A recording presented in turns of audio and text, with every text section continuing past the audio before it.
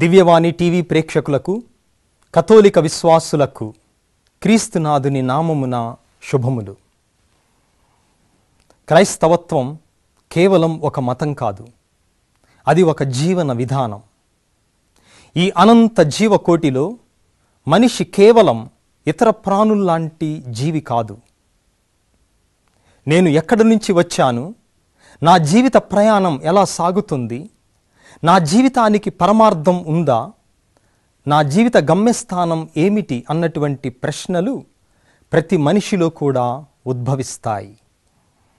ఈ ప్రశ్నలకు సమాధానమే పునీతుల జీవిత చరిత్ర. ఎవరు ఈ పునీతులు? మనకంటే ముందు విశ్వాస పదములో నడిచి ఒక మానవ జీవితం ఎలా జీవించాలి, విశ్వాసానికి సాక్షిగా ఎలా మెలగాలి అని మనకంటే ముందు నేర్పించినటువంటి వారే పునీతులు. ఈ పునీతులు మోక్షము చేరారని కథోలిక శ్రీసభ అధికారికముగా ప్రకటిస్తుంది. మనం కూడా ఈ పునీతుల జీవిత ఆదర్శాన్ని చూచి వారి జీవిత ముఖ్య సన్నివేశాలను తెలుసుకొని ప్రేరణ పొందుదాం. వారి మాటలు మనకు ప్రేరణ కావాలి, వారి విశ్వాస పదం మనకు సుమాతృక కావాలి, వారి యొక్క క్రైస్తవ జీవితం మనకు ఆదర్శం కావాలి. కనుక ఈ మన పునీతులు కార్యక్రమానికి మిమ్మందరినీ ప్రేమతో ఆహ్వానిస్తున్నాం.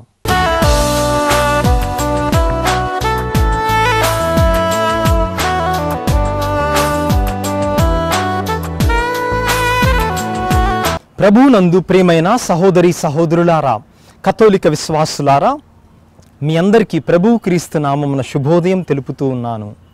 ఈరోజు జూన్ నెల 15వ తేదీ.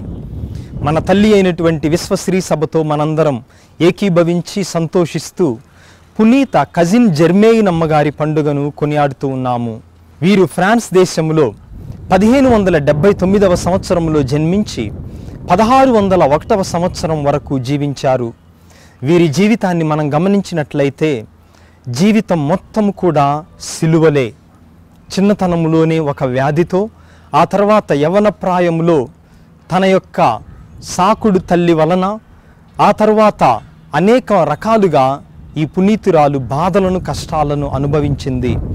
అయితే ఏ రోజు కూడా విశ్వాసాన్ని కోల్పోకుండా ఆ బాధలను భరించేటటువంటి ఓర్పును, సహనాన్ని ప్రసాదించమని వేడుకునేది. ఇటువంటి గొప్ప పునీతురాలి యొక్క జీవిత విశేషాలను మన పునీతులు కార్యక్రమంలో ఇప్పుడు తెలుసుకుందాం. ఫ్రాన్స్ దేశంలో తవుల్లోస్ అనే గ్రామం ఉంది. అక్కడ ఒక పేద వ్యవసాయ కుటుంబం ఉండేది. వారు సామాన్య క్రైస్తవులు. ఆ కుటుంబంలో ఒక ఆడ శిశువు జన్మించింది. జ్ఞానస్నానములో జెర్మేయిన్ కజిన్ అని నామకరణం చేయించారు. ఆ పాప పుట్టుకతో అవిటి చేయితో జన్మించింది.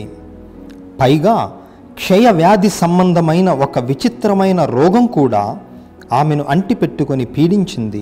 ఇలా అవిటితనంతో, రోగంతో అసహాయ స్థితిలో పెరుగుతున్న జెర్మేనమ్మకు కన్నతల్లే అన్ని విషయాలలో తోడ్పడుతూ కంటికి రెప్పలా సాగింది. అట్టి తల్లి అకాల మరణంతో జెర్మేన్ నిస్సహారాయులైంది. దిక్కులేని వారికి దేవుడే దిక్కని ఆ ప్రభువునే ప్రార్థించుకుంటూ కాలం గడిపేది. జెర్మేయినమ్మ తండ్రి ఇంకా యవ్వనంలోనే ఉన్నాడు. తనకు తోడుగాను పాప యొక్క ఆలనా పాలన చూసుకునేందుకు ఒక యువతిని పెండ్లాడాడు. కానీ అతని ఊహ తారుమారైంది. యవ్వనస్తురాలు సుఖభోగాల నాశించే ఆ స్త్రీ జెర్మేన్ను కన్న తల్లిలా చూడలేకపోయింది. సవతి తల్లిలానే ప్రవర్తిస్తూ ఎడమొహం పెడమొహంగా సాచివేత ధోరణి ప్రదర్శింపసాగింది. ఇల్లు ఊడ్చమని, అంటుపాత్రులు కడగమని పురమాయించింది. అనేక ఆంక్షలు విధించి రాచి రంపాన పెట్టింది. అవిటి పిల్ల పైగా బలహీనురాలైన రోగిష్టిదని కూడా చూడకుండా కొట్టేది, తిట్టేది. భర్త ముందు మాత్రం పాపను బాగా చూసుకుంటున్నట్లు నటించేది. జెర్మేన్ సవతి తల్లిని విధేయించటానికే శతవిధాలా ప్రయత్నించేది. వాస్తవాన్ని తండ్రికి తెలుపక పరలోక తండ్రికి మాత్రమే విన్నవించుకునేది. ఒక్కోసారి జర్మేన్కు కడుపు నిండా తినటానికి మంచి భోజనం కూడా సవతి తల్లి పెట్టలేదు. పైగా ఇంట్లో నాకన్నిటికీ అడ్డమే అని శాపనార్థాలు పెడుతూ ఇంటి బయటే ఉండమని ఆ చిన్నారిని శాసించేది. ఇట్టి దుస్థితిలో జర్మేన్ జీవితమంతా బాధలమయంగా నెట్టుకొచ్చింది. శిలువధారి అయి కలువరిగిరి నెక్కిన క్రీస్తు శ్రమలనే ధ్యానించి తనకు ఓర్పును నెమ్మది వరాన్నివ్వమని ప్రార్థించేది. దేవమాత ఎడల ప్రత్యేక భక్తి కనపరచేది.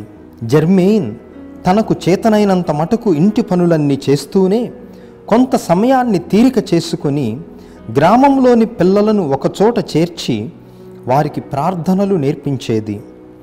యేసుప్రభు బోధనను, మేరీమాత ఆదర్శమును కథలు పాటల రూపంలో నేర్పించేది. ఈ విధముగా ఉపశమనం, ఆధ్యాత్మిక ప్రశాంతత పొందేది. ఇంట్లో తనకు పెట్టబడే ఆ కాస్త భోజనములో కొంత భాగాన్ని తనకంటే పేద స్థితిలో ఉన్న వారికి భిక్ష పెట్టేది. ఉపవాసముతో లేక అర్ధాకలితో కాలం వెళ్ళిబుచ్చటం, తన అవిటితనపు నిస్సహాయతను క్రీస్తు విశ్వాసం కోసం భరిస్తూ పుణ్యం మూటకట్టుకునేది. జర్మేనమ్మకు యుక్త వయస్సు రాగా ఆమె తన సర్వస్వం దేవునికే అర్పితమై పవిత్రతకు ప్రాముఖ్యతనిచ్చింది. లోకాశలు, సుఖభోగాలపై ఆసక్తి కనపరచక సుకృత జపములు, త్యాగక్రియలకే అంకితమైంది. అనేకులు పలికే దైవ దూషణలు, చేసే దుష్క్రియలకు పరిహారము చేయనించి యేసును మొరపెట్టుకునేది. ఫ్రాన్స్ దేశములోనే కాక ఎక్కడ కూడా క్రైస్తవముకు ఆపద రాకుండా శ్రీసభ వర్ధిల్లాలని మౌన ప్రార్థనలు సలుపుతుండేది.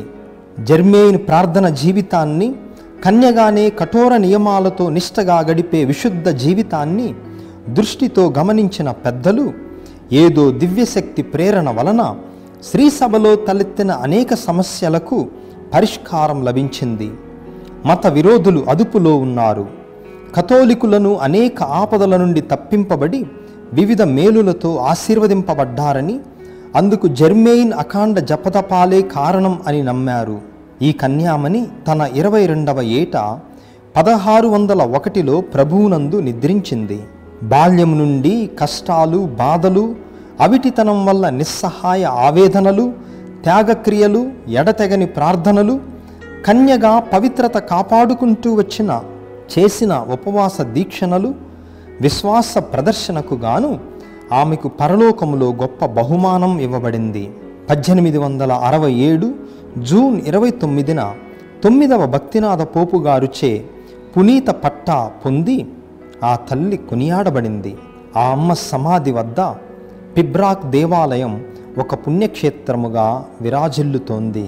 జర్మేన్ అనగా సోదర భావం, నిజమైన అని అర్థం. వ్యక్తిగతముగా ఎన్నెన్నో బాధలు, కష్టాలు ఆమెకు ఎదురైన విశ్వాసాన్ని కోల్పోకుండా ఉన్నటువంటి ఈ మహనీయురాలిని అదే సుగుణాలు మనము కూడా పొందినట్లుగా ఇప్పుడు వేడుకుందాం. ప్రార్థించుదము. సర్వశక్తిగల పితైన సర్వేశ్వర, ఈరోజు మేము స్మరించి కొనియాడే పునీత జర్మేన్ అమ్మగారిని జీవితములో ఎన్నో కష్టాలు, బాధలు, వ్యాధులతో తాను ఎన్నో శ్రమలను అనుభవించినప్పటికీ ఏ రోజు మీ యందు విశ్వాసమును కోల్పోకుండా దృఢ భక్తిని, విశ్వాసమును ఆ బిడ్డకు మీరు ప్రదర్శించితిరి. తద్వారా కష్టాలలో, బాధలలో ఆ బాధల నుంచి దూరం అయ్యేటటువంటి విధముగా కాక వాటిని ఓర్పుతో భరించేటటువంటి శక్తిని ఆ పునీతురాలికి మీరు ప్రసాదించితిరి. అదే విధముగా ఆమె ఆదర్శమును అనుసరించి మా అనుదిన జీవితములో మేము పొందేటటువంటి బాధలను, కష్టాలను ఓర్పుతో, సహనముతో భరించే శక్తిని మాకు ప్రసాదింపుడు. తద్వారా శిలువ మార్గమును మేము స్వీకరించి ఆ మార్గములోనే మీ దివ్యస్తుతిని వెంబడించి మోక్షభాగ్యము పొందుదుముగాక. మా నాథుడైన క్రీస్తు ద్వారా ఈ మనవి చేయుచున్నాము. ఆమెన్.